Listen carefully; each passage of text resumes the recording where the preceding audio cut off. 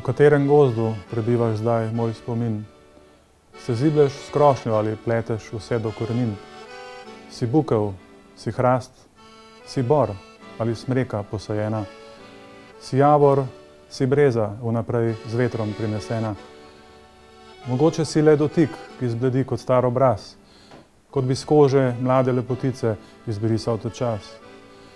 Morda si objem, brez katerega se telo hladi, saj se ta v samotnem svetu vse manj deli. Spomin, zdaj si na kamnih dveh imen zapis, ki zanamcem preprečujeta zgodovine izbris. V dolini Ločnice so tiskane besede zdravljice med vojno prinašale sanje o državi brez žice. Zato v Trnovških Knapovžah smo se zbrali, da pot, koder sonce hodi, bi zaznamovali. Sonca sled vse do Trilofa in Donasa vodi, kjer so se tiskale črke, živenaj vsi narodi.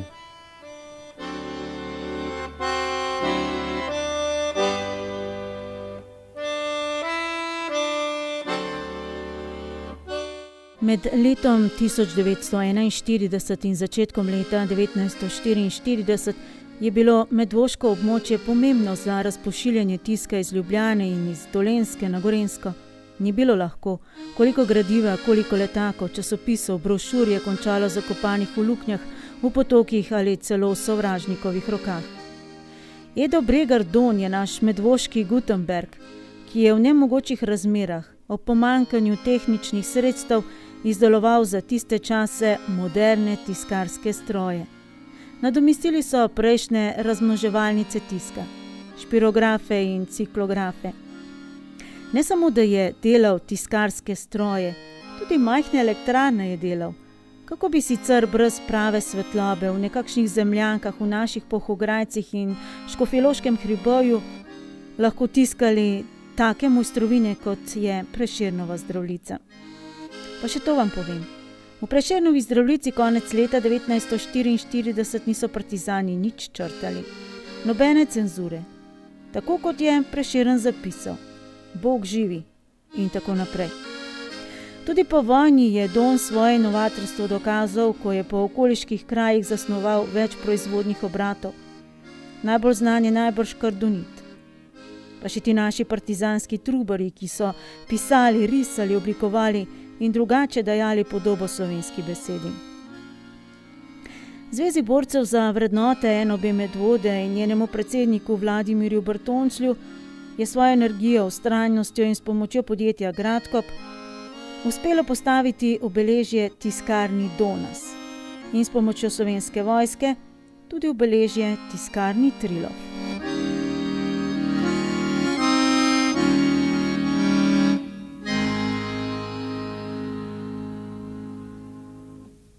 Atova mama, torej moja prababica, je predlagala, da naj bo prva tiskarska tehnika pod našo kuhno v Goričah. Pa je bila. Don, to je tale s harmonko, pa je bil prepričan, da tiskarne ni dobro imeti v kuhinji, saj so bile nekatere hiše že porušene. Rekel je, da jo je treba postaviti na bolj skrit kraj, v Gmajno. Pa sta šla moj ata Edi, Matjaž, to je tale fejst fant poleg Dona, pa Bokalov Slavc v Gmajno in našla prostor. Ponoč so znosili vse elemente v Gmajno. Skopali so izkop, zelo potiho. Don je vse zrisal, vrata so bila na zapah, pa na zunaj obložena z mahom. Še veliko kasneje je naš ata tudi podpisal se kar ata, no sedaj že par let pokojni, rekel, da ta prostor še zmer najdu. Tiskarna je dobila ime Trilov, 3 leta Osvobodilne fronte. Je naslednica tiskarne Julija iz Poljanske doline. To je bilo partizansko ime Naste Seškove, ta je pa ta zraven mene. V Juliji so natisnili tudi Borovo zbirko pesmi za Nino. V začetku leta 1944 so jo odkrili belogardisti in jo uničili. Don in ostali pa so se preselili v dolino Ločnice. Ažmanova domačija je bila zadnja točka pred tiskarno Trilov, kjer so zbrali tiskarski material, hrano pa druge potrebšne za uspešno delo. Tiskarna je bila vsa pod zemljo, vse v enem samem prostoru. Tiskarski stroj, črke, papir, pečica za kuhanje, pogradi za spanje, skratka vse. Razmere težke dnevne svetlobe ni bilo, noč in dan je gorela karbidovka. S tiskanjem so začeli okrog 25. junija 1944. Tole moj foter Franc Orel Rožle, ki je bilo njegovo partizansko ime. Zraven njega pa je Evgen Sešek. No, s Francem Turkom Milanom je moj foter izvedel akcijo za nabavo novih črk. Z aktovkami in nahrbtnikom na ženskih kolescih. Moški so Nemci namreč vse pobrali, sta se podala po dolini Ločnice skozi Medvode v Kranj, v tiskarno. Rekvirirala sta črke in se po isti poti vrnila domov. Fotru ni bilo lepšega, kot da so mu zaupali tako nalogo, da se je spet malo podal ven v svet. Gor glede iz Ločnice v Kranj sta se najprej ustavila pri nas doma v Goričanah, da je pri svoji mami naročil, naj speče ocvirkovko, da jo bo nazaj glede vzel. Pred tiskarno v Kranju je bila cela posadka 6 topov, Filleringov. Tako so Nemci branili Kranj pred letalskimi napadi. A kaj pomeni, da sta rekvirirala črke? Najbrž to, da so se vsi v tiskarni delali, da jim črk ne dajo prostovoljno. Ona dva pa sta se delala, da jih bosta vzela na silo, čeprav ne bo šlo drugače. Šlo je zgolj za kamuflažo, vse je bilo že vnaprej dogovorjeno. No, nazaj glede sta za njima pripeljala 2 kamiona vojske. Nobene panike nista zagnala, pa so šli mimo njih. Mislim, da po ocvirkovko k mami nista šla. Nekaj sumljivega se je namreč dogajalo v Goričanah, vsaj tako se mi zdi. Naročila za tiskanje so dobili prek kurirske relejne postaje G15. Prek nje se je tudi razpošiljal natiskan gradiv. Vsak dan ga je bilo za en nahrbtnik.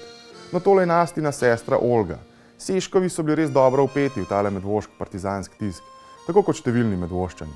Ciklostilni papir so dobivali iz tovarne v Goričanah, sod črne barve so dobavili v Kolorju oziroma v Medič Canklu. Največji problem je bil pa petrolej ali bencin, da so lahko vse to uprali. Še posebej, ko so se lotili celo trobarvnega tiska, natisnili so prvo šolsko čitanko za partizanske šole. Dožitev mojega fotra je bila obrezovanje brošur. Uporabljal je britvice pa lesena ravnila. Tako se je navadil, da potem ni potreboval nobenega opornika za rezer klinco. Klinco je prejel in rezal. Uvajal pa se je tudi vstavljanje. Za eno manjšo kolono je potreboval eno dopoldne. Pravi stavec je v tem času postavil eno stran. Tiskarna Trilov se je sredi septembra 1944 morala, tukaj ni bilo več varno, preseliti v Davčo med Podgrivarjevo in Čemažarjevo domačijo. V eni baraki je bil tiskarski stroj, črke in papir, v drugi pa kuhinja in bivalni prostor. Pa dnevno svetlobo so imeli. Kakšno razkošje. Pa je zemeljski plaz zmlel barako, pa so se spet selili v grapo pod Španovo domačijo.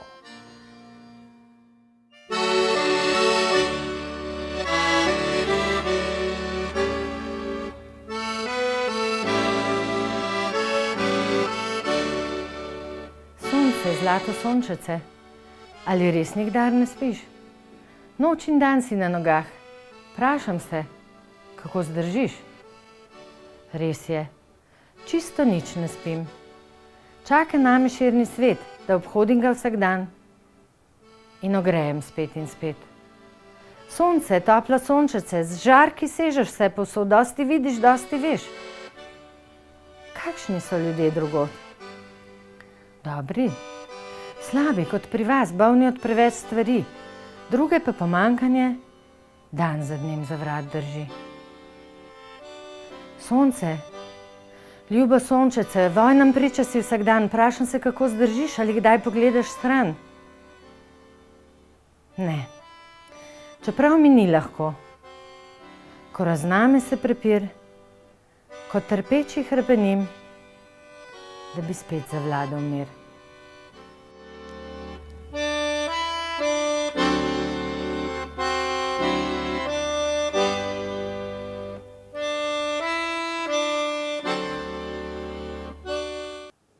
Don še ni do konca skonstruiral tiskarskega stroja za Trilov, ko je oblastni komitej Komunistične partije Slovenije za Gorenjsko že izražil željo, da bi izdelal še enega, večjega formata za tiskanje časopisov.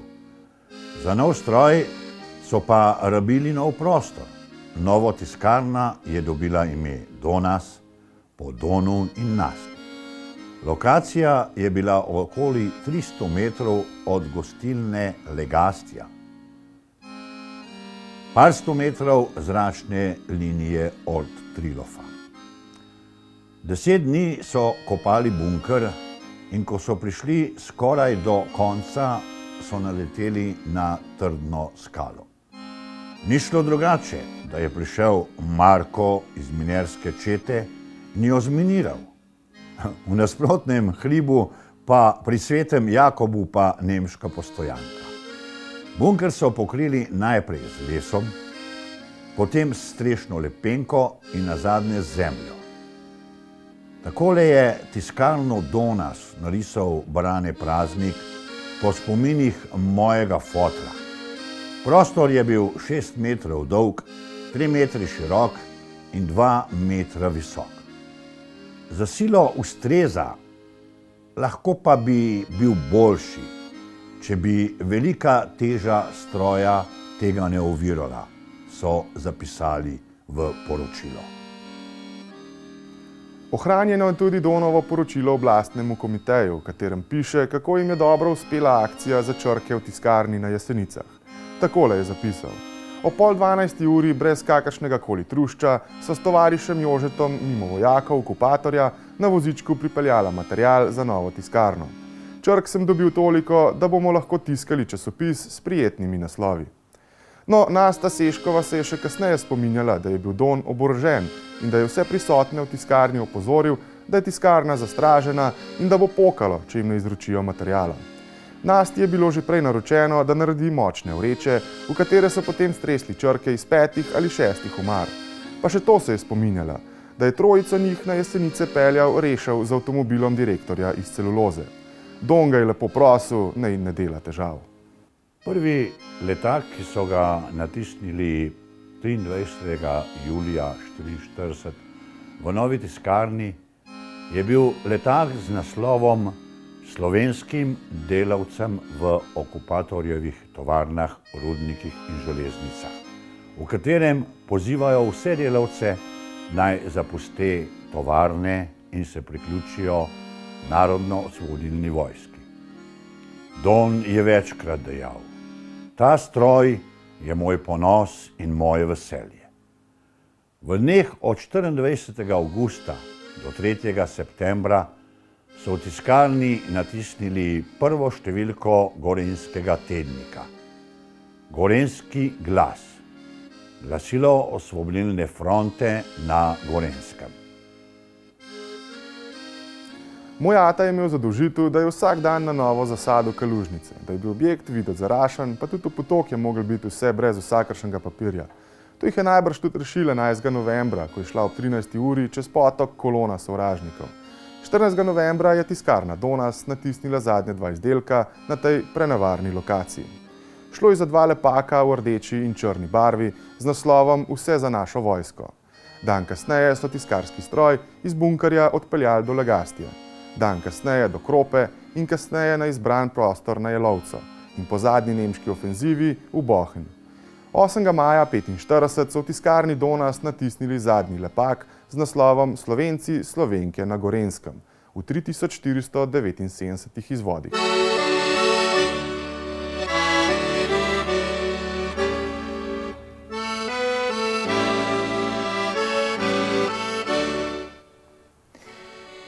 Modrina neba se zlati od zlata, tišina in mir v dlaneh vseh nas vije se skozi mesten vas. Na poti do sonca, kakor ptica letimo, skozi bele niti in sive oblake po zelenih travah hrepenimo. Dočakali smo dan, ko reki nas otočju poljubili sta silica, a mi vstopili smo Maurico san in prek zvezd ter sonca se sliši Zdravljica.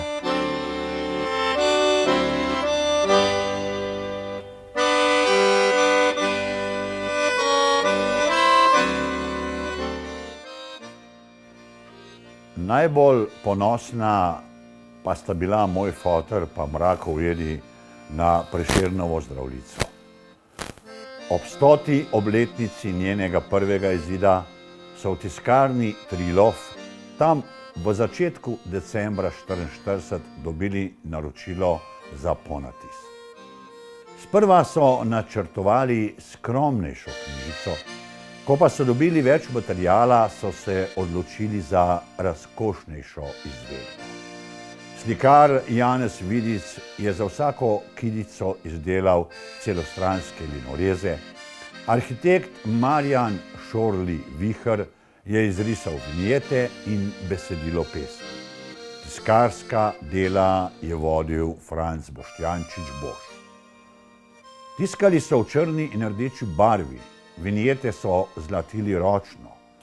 Listi so ustavljeni v rdeče ali sivkaste mape s pesnikovo podobo in z naslovom Prešernova Zdravljica. Zvezani so bili z volnino vrvico, ki so jo v barvah slovenske zastave pobarvali domačini. Skratka, v nemogočih razmerah in ob pomanjkanju tehničnih sredstev so ponatisnili Prešernovo Zdravljico, ki po kakovosti izdelave in oblikovanju spada med najlepše tiske izdelane v času vojne. 1500 uradnih oziroma neuradno 1512 izvodov, vsak je bil številčen. Poseben izvod s posvetilom so poslali tudi Titu. Mi imamo doma izvod s številko 11.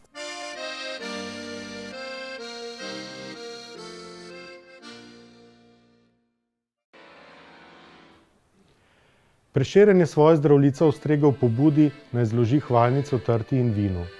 Ponujeno priložnost pa je izkoristil tudi ali celo predvsem zato, da bi javno polemiziral z lažnim domoljubjem svojih sonarodnjakov, ki so si utrjevali svoj položaj z uklanjanjem tujemu gospostvu. Ne preseneča torej, da je kar 3 od 8 pesenskih kitic namenil spodbujanju bratstva med slovanskimi narodi in obujanju slovenske narodne zavesti ter pripadnosti skupni ideji. Dobrih 170 let po njenem nastanku je panslovanska ideja bržkone zavedno obležala v ropotarnici zgodovine in Slovenija si je z lastno državo izborila več, kot so si zagovorniki te ideje takrat drznili upati. Vendar ni danes slab po uklanjanju tujstvu v imenu uresničevanja ozkih zasebnih interesov najbrž nič manjša kot v Prešernovih časih. Slovenščina je namreč spet postala jezik, ki se mu mnogi izobraženci prostovoljno odrekajo. Neredke slovenske mladenke in mladeniči, ki jim Prešeren namenja 5. in 6. kitico, z neprikritim ponosom izjavljajo, da jih zanima predvsem čimprejšnji prodor na tuje trge, zato je angleščina že postala njihov krušni jezik sporazumevanja in izražanja, žal tudi literarnega. Vendar jih gre v tej nameri vsaj deloma razumeti, saj jim samostojna slovenska država zaradi nebrzdanega karierizma političnih povzpetnikov, strankarskega oportunizma in odsotnosti skupne vizije že dolgo ne ponuja več pravih priložnosti in izzivov. Ko večinska domača javnost med vsemi žlahtnimi rožicami najviše povzdiguje prav sodobno lepo Vido, ki tujemu despotu je mladega kraljiča povila in sta mladeničev ljubezni domačije usmrtila strup domačega pohlepa in mik boljših priložnosti na tujem, ker če doma jim dobro ni, žirjavi se čez morje vzdignejo, je vrag dokončno vzel šalo. Narodi, ki so naposled dočakali dan, po katerem so tako dolgo hrepeneli, se danes res da soočajo z drugačnimi, recimo da manjšimi težavami, a niso pri tem nič manj oddaljeni od svobode oltarjev kot v Prešernovih časih. Le upanje o prsih je zaradi jalove uresničitve davnih želja vse manj. Nazadnje sta nam torej res ostali le še dobra misel v srcu in želja, da se nam posmeje sreča. Pa čeprav bo tale vinska in kratkotrajna, ki jo opevajo verzi prve kitice ponarodele Zdravljice. Bolj kot kdajkoli prej v 25-letni zgodovini naše samostojne države torej potrebujemo prodorne vizionarje, ki bodo častili ne le himno, ampak tudi vrednote, ki jih Zdravljica opeva. Le Prešernovska drznost nas lahko iz votline spomina na izvirno sporočilo te pesmi spet popelje pod luč novega upanja, poguma in skupnega prizadevanja, ki bo kos sodobnim svetovnim izzivom.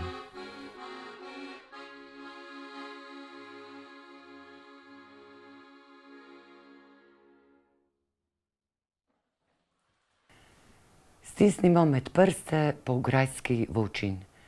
Z gozdnim vetrom nadenimo si krila. Zajadrajmo s toplim pozdravom soseda, urime vseh rok, kjer polja postajajo brežina. In vzemimo drug drugega sabo, ko zavetnica besed trosi narodov na smeh, ko naša jadra posaja mladež, nov zalet. Dajmo, letimo skupaj, da s čopastimi črnicami vdihnemo mokrišča, da grajske deklici kači okrademo poljub, si ob toplem izviru spletemo Venerino kito, postanemo kot travnik, kot mešan gozd. Na sončnem vozu misli in sanj, prek razpršenih kapelj obeh rek, se v sotočje zavrtimo, s koreninami valov se snidemo, s koraki pogankov zlijemo.